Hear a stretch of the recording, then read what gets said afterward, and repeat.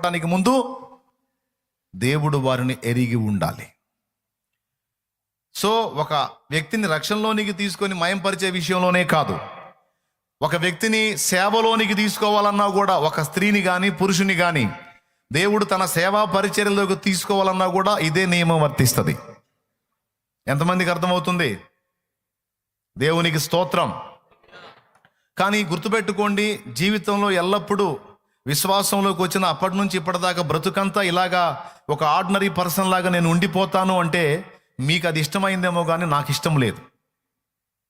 కొంతకాలము నువ్వు దేవుని సన్నిధికి వచ్చి దేవుని మాటలు విని వాక్యాన్ని చదివి ప్రార్థనలో ఎదుగుతూ కొనసాగుతున్నావు అంటే ఖచ్చితంగా కొద్ది కాలం గడిచేసరికి నువ్వు ఇతరులకు బోధించే వ్యక్తివి కావాలి, సువార్త చెప్పే వ్యక్తివి కావాలి, తెలియని వాళ్ళకి దేవుని సంగతులను అవగాహన కల్పించే వ్యక్తివి కావాలి, సేవ చేసే వ్యక్తివి కావాలి, పరిచర్య చేసే వ్యక్తివి కావాలి. కానీ పనికి మాలిన వ్యక్తిగా నువ్వు ఉండకూడదు.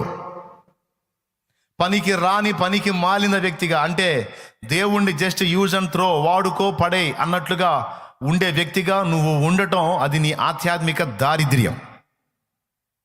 బ్రదర్, అర్థమవుతుందా? ఏమర్థమైంది? సంవత్సరాలుగా రావటం పోవటం కాదు, సువార్త చెప్పగలగాలి, ఇతరులకు దేవుని వాక్యాన్ని బోధించగలగాలి. కనీసం అవి రెండు చేయకపోతే సన్నిధిలో పరిచర్య అన్నా చేయాలి.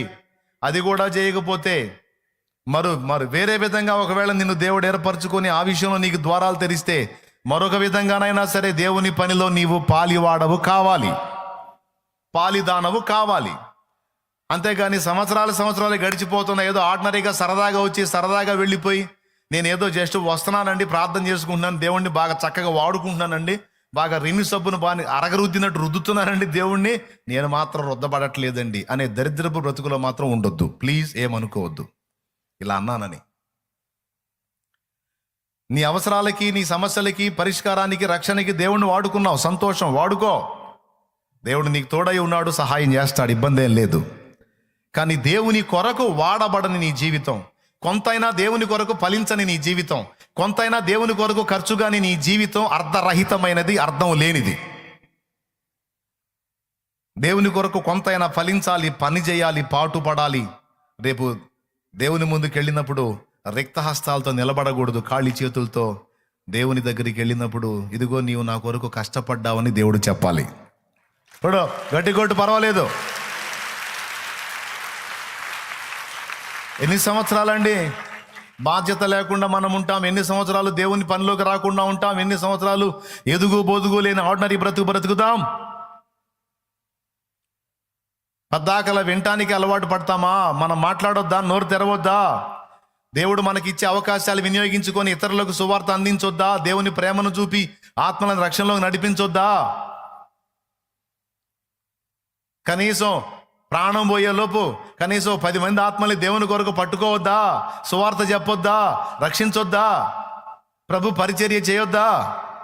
చేయాలి. చేయాలని మాకు కూడా ఉంది, బెదరు కుదరట్లేదు.